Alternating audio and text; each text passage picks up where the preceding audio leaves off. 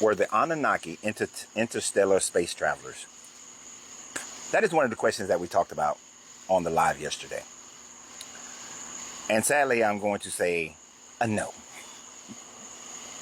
As much as we would like for them to have come from the planet Nibiru, I'm going to say that they did not come from the planet Nibiru. As much as I appreciate Zechariah Ascension for all the work that he did in his initial translation of the Sumerian cuneiform tablets, as we have grown to learn more and more about deciphering that language, we realize that there are many mistakes that Zechariah Ascension made.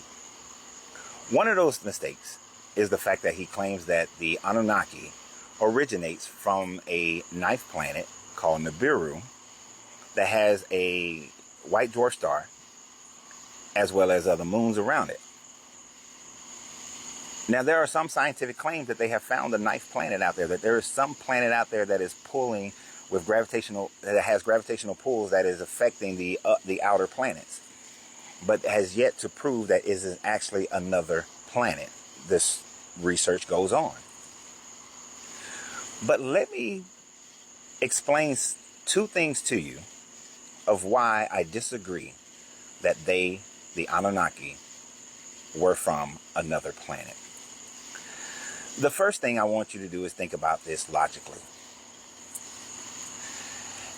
If there were beings that lived and survived on another planet that was that far outside of our sun and was circumventing the sun in a very long, I believe 13,000 year elliptical orbit, that this planet and its inhabitants would not be able to live on Earth. The reason why they would not be able to live on Earth, because you're talking about a group of beings that are existing without the comforts of the habitable zone to which we currently live in. Every living thing on this planet only is able to survive based on our distance from the sun. Now, if you move too far in, you burn up, everything dries up. If you move too far out, everything freezes. In order for this civilization to have been able to live in that type of orbit, it would have to have developed technologies that would allow it for it to live in this cold, frigid situation, or they would have to be at minimum, a level 1 civilization. And a level 1 civilization, planetary wise, is a civilization that has learned to harness the natural energies of the planet to which they live on, meaning that they have learned to harness the energy of volcanoes, of oceans, of hurricanes, of tornadoes, and are utilizing that energy to be able to thrive on their planet. In order for that to happen, though, they would have had to have been in the habitable zone for a certain amount of time to be able to grow their civilization, to develop those types of technologies.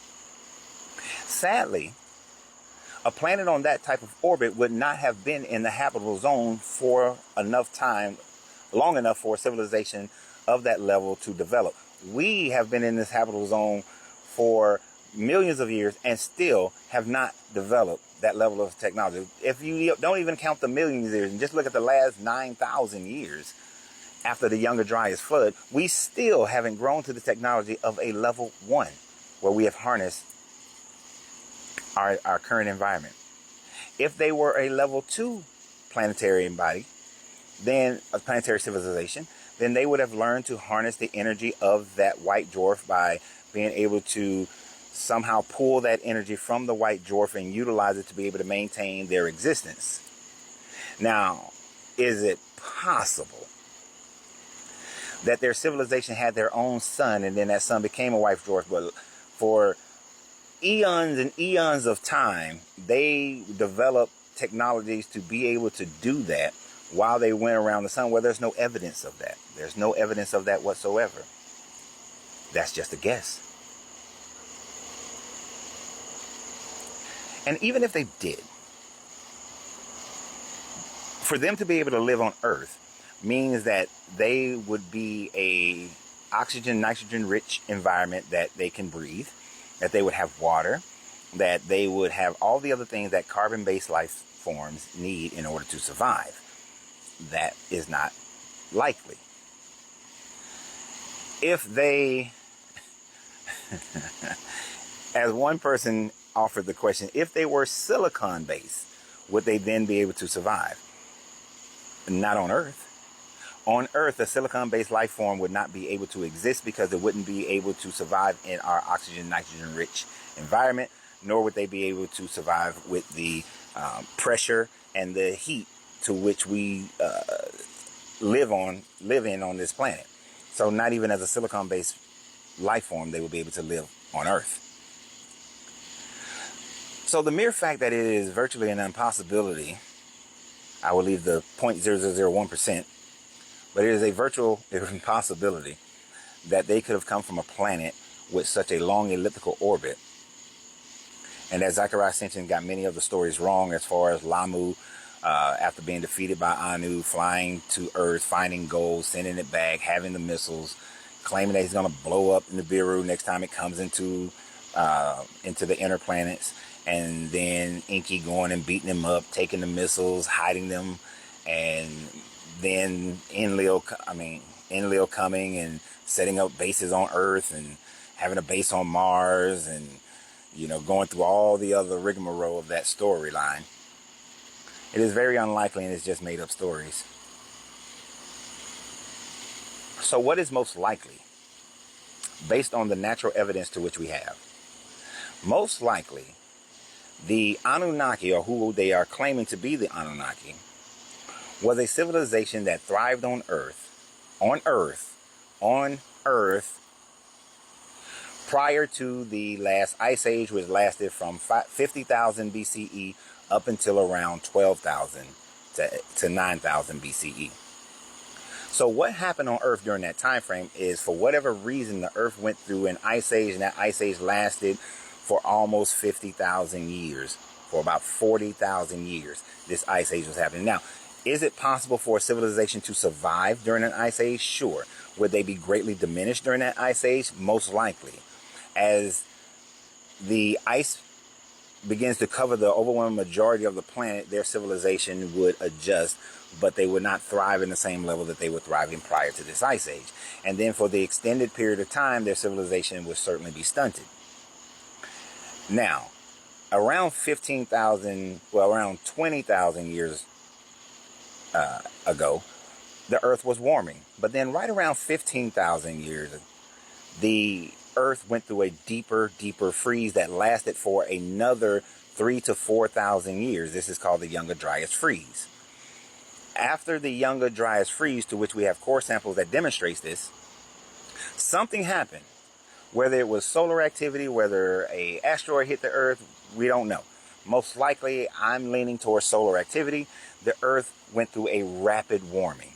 And that rapid warming, which we can find evidence of, caused an increase of the ocean water sea levels to 400 feet. This is why we find so many underwater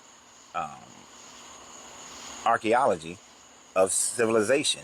Whether we're looking at the enemy, whether we're looking at off the coast of Florida, whether we're looking at how the Mississippi River is pouring in soot and everything, that it only looks like it's about 8,000 years old, because all that land mass that was above sea level around 15,000 years ago, in and around about 12 to 11,000 years ago, or 9,000 years ago, somewhere in that time frame, all of that got flooded out, and a new coastline was created, and the Mississippi then began to pour new material into the Mississippi Delta area.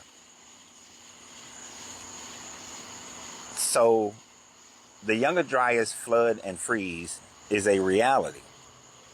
And it is most likely that whatever remnants of those civilizations that survived, whether it was Lemuria, Mu, or Atlantis, went about restarting civilization.